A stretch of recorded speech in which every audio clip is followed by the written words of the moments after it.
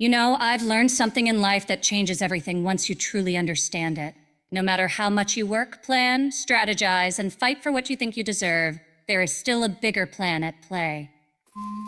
A plan that is not yours. And here's the hard truth. Many people miss out on the life they were meant to live. Not because God didn't have a plan for them, but because they kept getting in the way of it.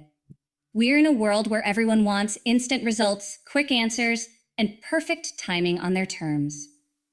But God's plan doesn't operate on your schedule. And when you try to force things, when you try to bend the path to fit your own comfort, you're not just delaying blessings, you're sometimes destroying them. I want you to think about how many times you've prayed for something, only to step in and help God out when it wasn't happening fast enough. And then, looking back, you realized you ended up with something smaller, weaker, and far less fulfilling than what you actually needed. That wasn't because God's plan failed. It's because you stepped in and rewrote it. So today I'm asking you to stop. Just stop messing up God's plan for your life. Trust it, respect it, align yourself with it. Because once you do, doors will open that you never even knew existed. And if you can stay with me through this entire message, I'm going to show you exactly how to step out of the way and finally let God's plan unfold in its full power. We live in a culture that glorifies speed. Everything is about how fast you can achieve, how quickly you can move to the next milestone, how instantly you can get what you want. And because of that, we've become impatient with the very process that is meant to shape us. We've started treating God's timing like it's a suggestion, something we can bend, skip over, or rush through. But here's the reality. Divine timing isn't just about when things happen. It's about why they happen at that exact moment. And if you miss that, you miss the power behind it. The truth is, God is never late. But he is also never early. His timing is perfect, not convenient, not predictable, but perfect. And that perfection is something we often don't appreciate until we're on the other side of the waiting. When we're in it, when the days feel long and the prayers seem unanswered, we convince ourselves that we're being ignored or forgotten. But you're not being ignored. You're being prepared, and preparation takes time.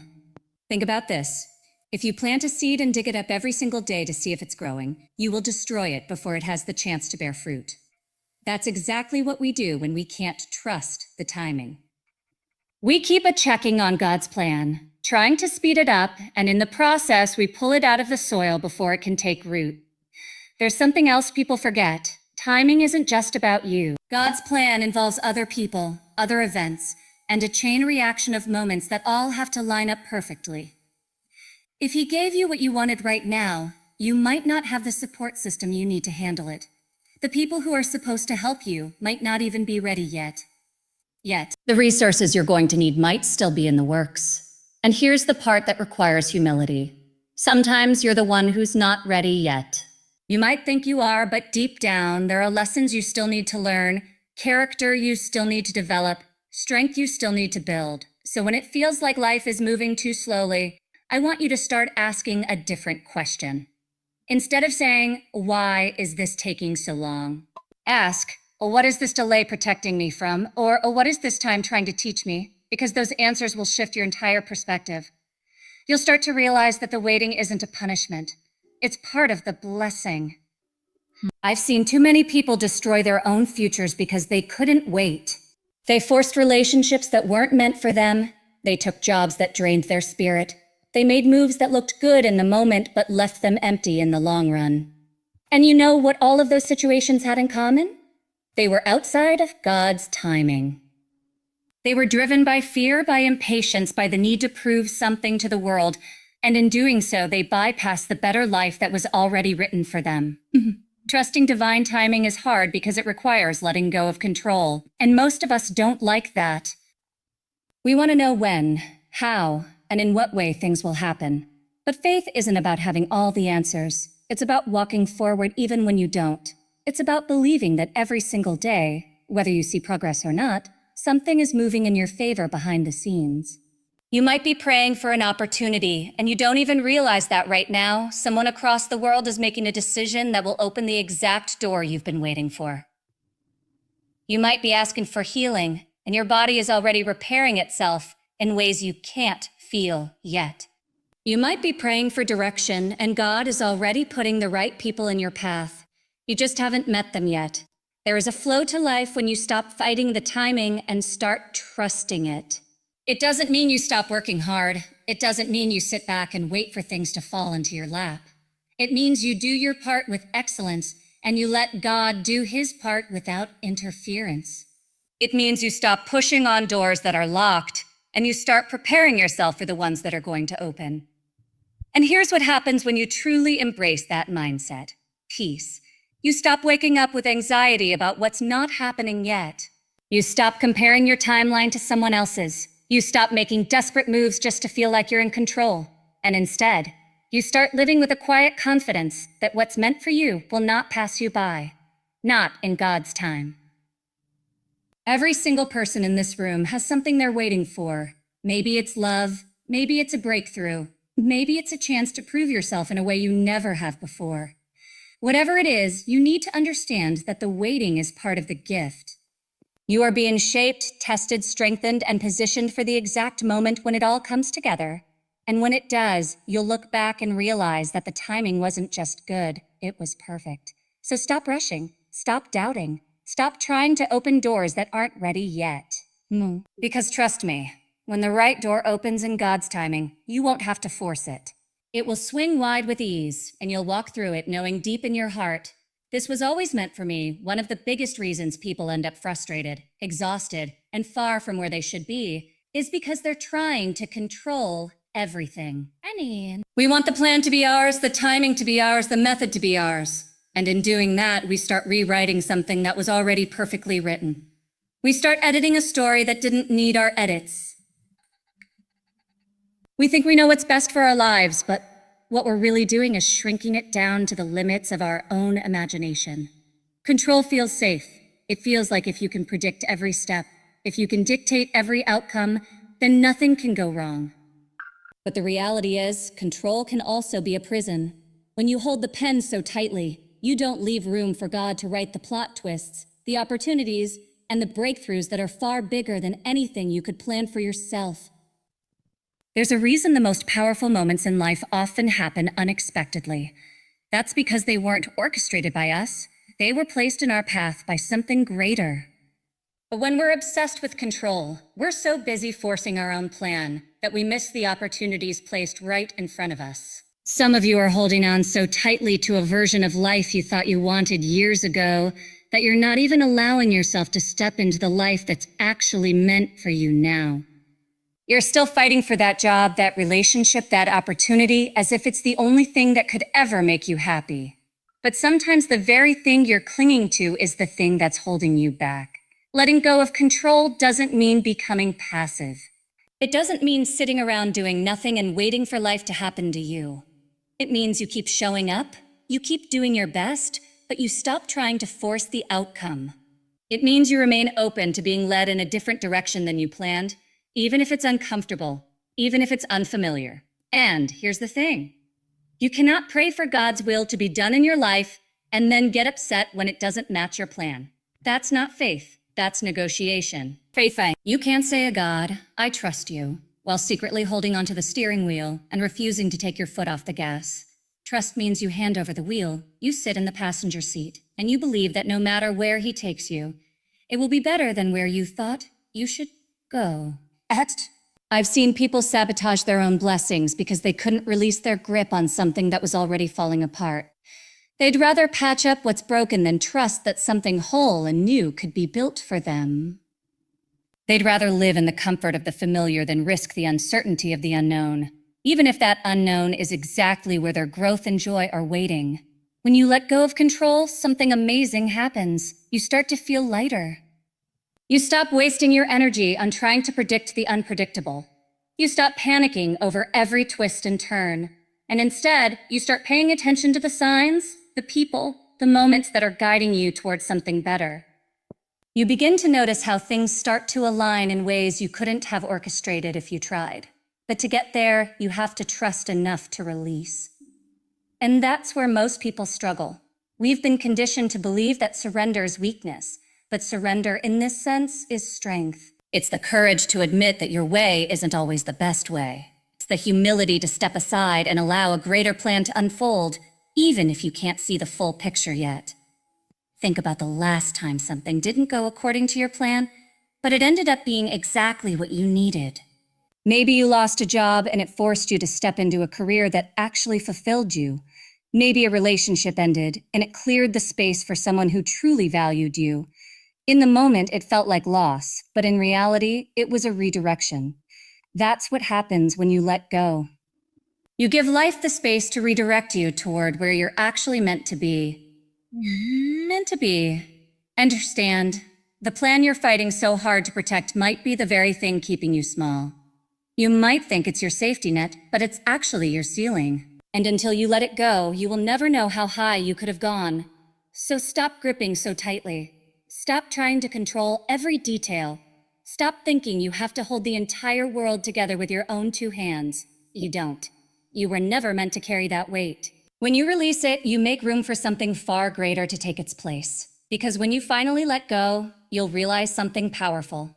You were never in control in the first place. And the moment you accept that, the moment you truly surrender, is the moment life starts to open in ways you never imagined. One of the most powerful shifts you can make in life is learning to see delays not as rejection, but as protection. We are so quick to label a no as failure, a closed door as loss, or a delay as proof that nothing is working out. But what if, instead of assuming the worst, you began to trust that the timing and the obstacles are there to shield you from something you can't see yet? Think about how many times you've wanted something so badly, you could almost feel it in your hands, only for it to slip away. In that moment, it feels like heartbreak. It feels unfair. It feels like life just took something from you. But months or years later, when you have more perspective, you realize if you had gotten what you wanted then, it would have been a disaster. It would have broken you, drained you, or taken you off course completely. That's the thing about protection. It doesn't always look like protection in the moment. Sometimes it looks like disappointment. Sometimes it feels like God is holding out on you. But he's not withholding to hurt you. He's withholding to protect you from stepping into something before you're ready, or from stepping into something that's not meant for you at all. We have to stop believing that every delay is a setback. Some delays are the very thing that's keeping you in position for the right opportunity. Imagine walking into a room you've been waiting to enter for years, only to realize that the people you needed to meet weren't even there yet. The timing would have been wrong, the connections wouldn't have been made, and you would have left thinking it was a waste. That's why the waiting matters.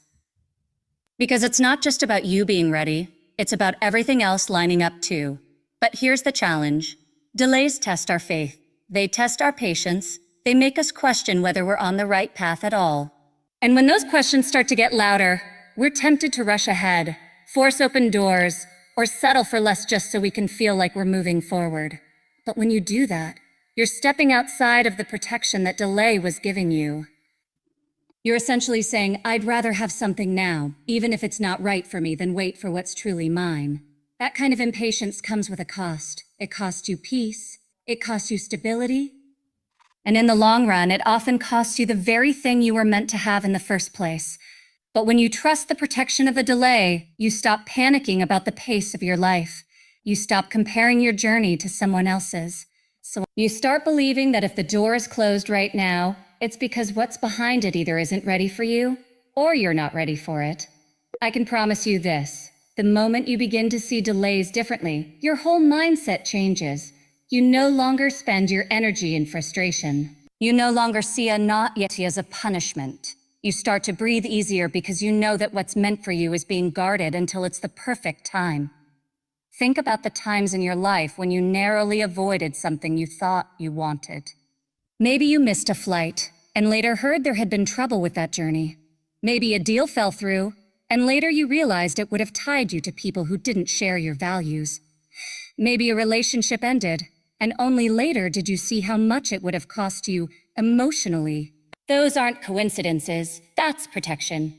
That's grace working in your favor even when you didn't recognize it in the moment. And here's another truth. Sometimes the delay is about your growth. You might not have the maturity, wisdom, or resilience yet to handle what's coming.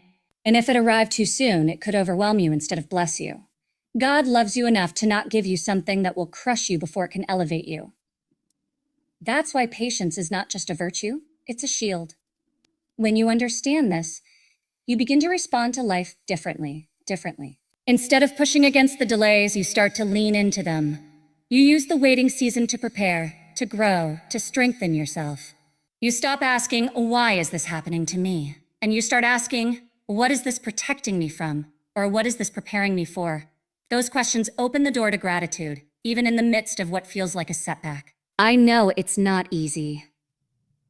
I know waiting can feel like standing still in a world that's moving without you, but I want you to hear me. Nothing meant for you will ever pass you by. If it's delayed, it's because it's being perfected. And one day, when the right moment comes, you'll step into that blessing fully prepared and completely covered. So the next time a door closes, the next time you hear a not yet, the next time something takes longer than you expected, I want you to remember this. Sometimes the delay is the blessing. Here's key point 4. Align your actions with faith. Expand it into a deep, persuasive, 800-word segment in the same style and flow as the rest of your speech. Faith isn't just a belief you carry in your mind. It's something you live out through your choices, your habits, your discipline, and your character. Too many people pray for change, but live in a way that contradicts the very thing they're asking for. They speak about trusting God's plan, but their actions tell a different story. And here's the truth. Faith without action is just wishful thinking. If you believe God has a purpose for you, then you can't live every day as if you're still unsure. You can't pray for strength while continuing to put yourself in situations that weaken you. You can't ask for blessings while continuing to live in a way that blocks them. Faith isn't passive. It's active alignment with the path you believe you're meant to walk. We forget that our actions speak louder than our words, even to ourselves. Every decision you make either confirms your faith or undermines it. If you're asking for an opportunity, are you preparing for it? If you're asking for a healthy relationship, are you working on becoming a healthy partner? If you're asking for financial stability, are you managing what you already have with wisdom? So many people are waiting for a door to open while standing still, unprepared and unfocused. But here's the thing, when the door finally opens, it's not enough to just walk through it. You have to be ready to handle what's on the other side. And readiness comes from consistent, intentional action long before the opportunity arrives. When you truly have faith, your behavior changes. You stop entertaining things that go against your values. You start investing your time in what matters. You build habits that align with where you believe you're going. And you do it even when it's hard, even when no one is watching, even when the results aren't immediate. Alignment is powerful because it creates momentum. You're no longer living in conflict between what you believe and what you do. Your energy, your focus, and your daily steps all move in the same direction. That's when you start to see progress. That's when you start to notice doors opening more naturally. That's when your life starts to reflect the faith you claim to have. But let me be clear, alignment isn't always comfortable. It often requires sacrifice. It means walking away from things you've been holding on to for years. It means saying no to distractions that feel good in the moment but pull you away from your purpose. It means choosing discipline over instant gratification.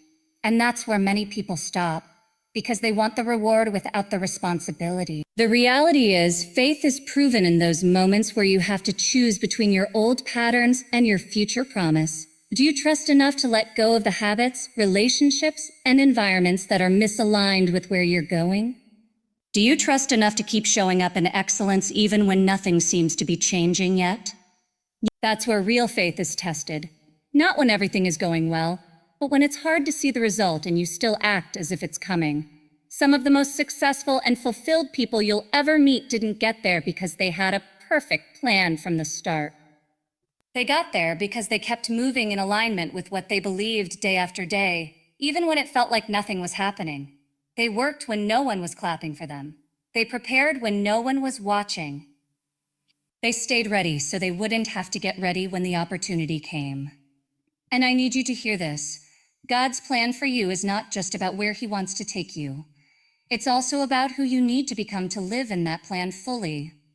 And if you don't align your character, your discipline, your habits, and your choices with the vision, you might reach the destination but lose it just as quickly. Faith without alignment leads to instability, but faith with alignment creates a foundation that lasts. If you say you believe, then live like it, speak like it, work like it, carry yourself like you're already on the path to what you've been promised. Because that energy changes everything. It changes how people see you, how opportunities find you, and how you see yourself. And one day, when the plan fully unfolds, you'll be able to look back and say with absolute certainty, I didn't just believe it was coming, I lived like it was already mine.